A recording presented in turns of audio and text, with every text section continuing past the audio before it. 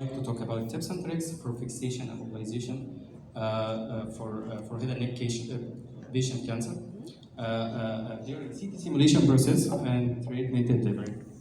But first, let's take a hint about patient preparation. As you know, through preparation of head and neck cancer patients before radiation therapy treatment plays a vital role, such as proper nutrition, ensure feeding pathway, pre-simulation lab work, which is very important for us, especially if a contrast is preferred for our examination, dental care, scalp and facial hair evaluation, and so on. So as you know, head and neck cancer is a complex and challenging disease that requires a very precise treatment planning and very precise treatment delivery. So one of the key factors in successful treatment is choosing a proper immobilization and positioning technique to ensure accurate targeting the tumor while sparing nerve reconstitution. Of course, you all know that, right? Okay. So without further ado, let's talk about the next step in our journey today, which is CT simulation process. To begin, I've divided the CT simulation process into three sectors.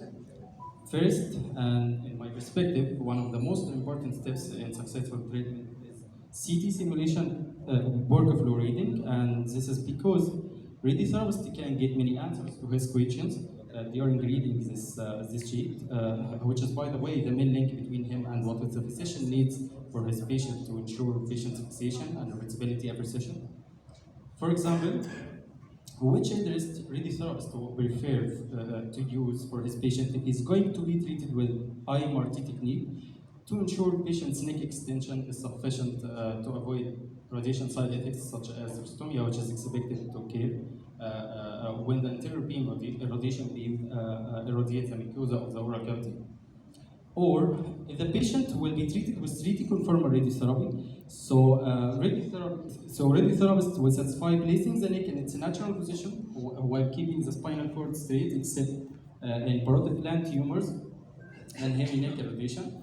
In case of parotid gland tumors, where the neck is extended to elevate eyes above the radiation field. Another example here is knowing whether the doctor will use a tongue bite or not. As this information is necessary for preparing the patient and give him some advice about it. And so if a contrast is preferred for upper examination, so it's important to know which exactly part needs to be shown, and this is for preparing the injector and to control the duration of examination, thickness, wire, wax, and so on. Moving to the second sector, which is the main focus for our topic today, I will discuss tips and tricks for fixation and immobilization during CT simulation process.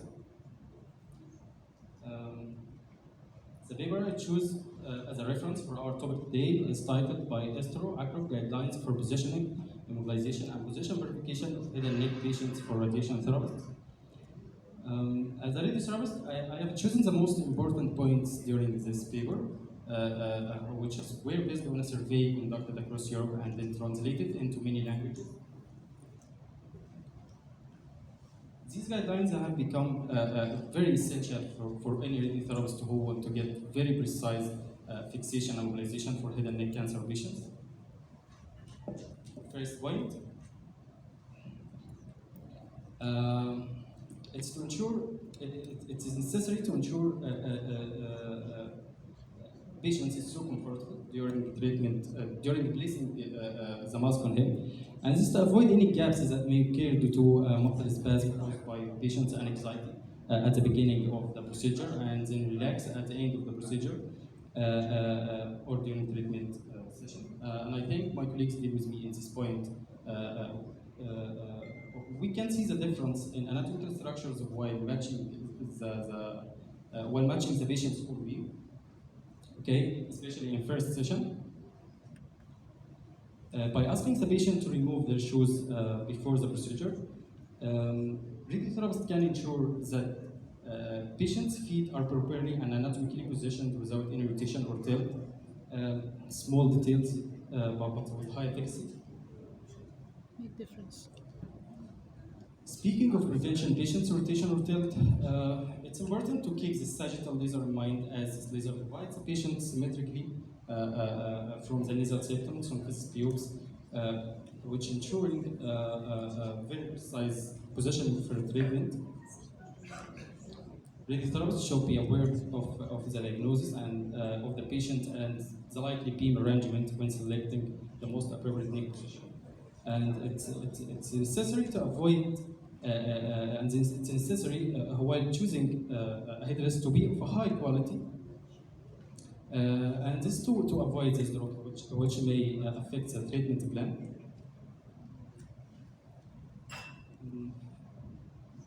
In case of using tongue bite, it's preferable for patients to be given time to grow accustomed to the mouse bite or stent if possible prior to making the mask. If treating the low neck, a 5-point mask is recommended. If a 3-point mask is used, so a device maintains shoulder position such as retractor is mandatory. This is my favorite point.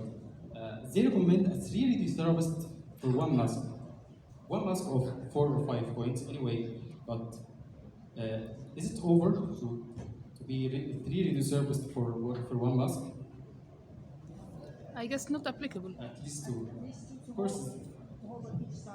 Yes, exactly. Of course, you're kidding. They didn't see Egyptian skills. Yes. The therapist can perform 2 masks for 2 different patients In the same time, yes. Certainly. Specific attention should be paid to the most stable bony landmarks such as forehead, bridge of nose, chin, and good contact with chest and shoulder area should be evident. It's necessary to avoid cutting out the mask, and this is to ensure accurate fixation for patients, except if we need to facilitate pipe locks or respiratory devices such as tracheostomies. But here, first we have to differentiate between we cut a closed mask or we used a prepared cutting one, which is known by open mask, and this is for claustrophobic patients, as you know. But in my opinion, whether we use a cutting mask or whether we cut a closed mask or we use a prepared one, it's necessary to depend on IGRT technique, at least MEV, KV imaging per day. Daily? If a bolus is planned for the patient's treatment, this should be inside prior to CT scanning, and it's preferable and more symmetrically accurate than adding bolus during the treatment planning process. It's recommended to use axial slice thickness of 3 mm or less for head and neck cases, and this is to ensure sufficient anatomical details for target. And we'll discuss the details in third and final sector in CT simulation process, which is how to create origin by using 3 laser plans, mid-sagittal plans, which start from nassion to umbilicus, passing by sepsis multi and zigisternum, transfers or axial plan, submandibular jaws across thyroid cartilage, coronal plan along external determines, and it's finally to get 3 markers, midline marker and 2 lateral markers. To get optimal images, it's preferable to cover from head to mid-thorax with a slice thickness of 2 or 3 mm. And honestly, my colleague Khalid recommended this paper for me, which tells us it's important to adjust the CT parameters prior to scanning to be 3 mm in acquisition thickness, pitch, reconstruction thickness, and reconstruction interval. In case of using a contrast to visualize lymph nodes and area of interest,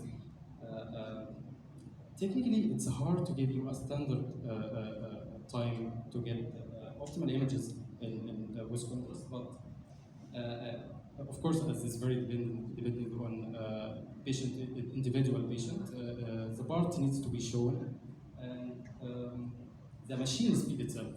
Okay? But in general, a delay of approximately 30 to 40 seconds between the start of injection and the start of scan is recommended. This allows time for the contrast material to reach the area of interest and lymph nodes to be fully enhanced.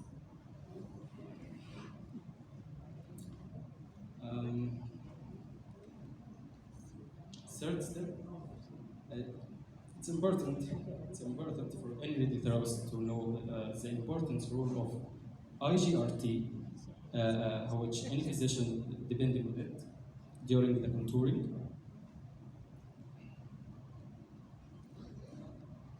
Finally, and just for points, I will discuss tips and tricks in imaging modality during treatment delivery.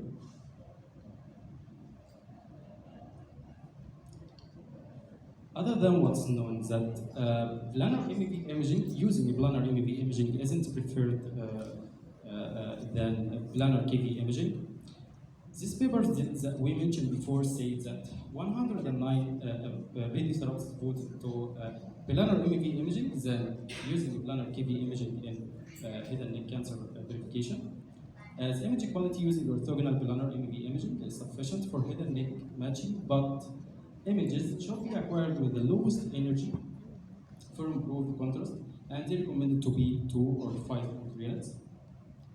And of course, you can expect now soft tissue will be visualized better in MEV planar than KV planar, and this is to assess waiting the patient if your patient lost the weight or not.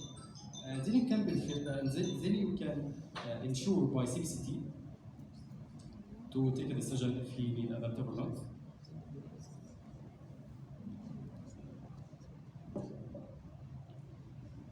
Planar KV imaging will be a good choice if you want to get a high contrast and bony visualization, and this is for optimal verification, but without soft tissue visualization. So, if planar KV imaging is a good choice, so KV Combi is the best one for head and neck patient verification, and this is because this provides additional information for radiotherapists about tumor and wound shrinkage, edema, and potential impact of weight loss in area of interest. So KV CBCT is the best choice for head and neck cancer verification, except you face this challenge, which is artifact or noise. Then you can prefer to take a CBCT, but in MEV mode, not KV mode. So MEV CBCT is the best choice to overcome artifacts and noise. And of course, MEV CT images do allow for the visualization of tumor and nodal shrinkage, edema, and potential impact of weight loss on target and organ at risk.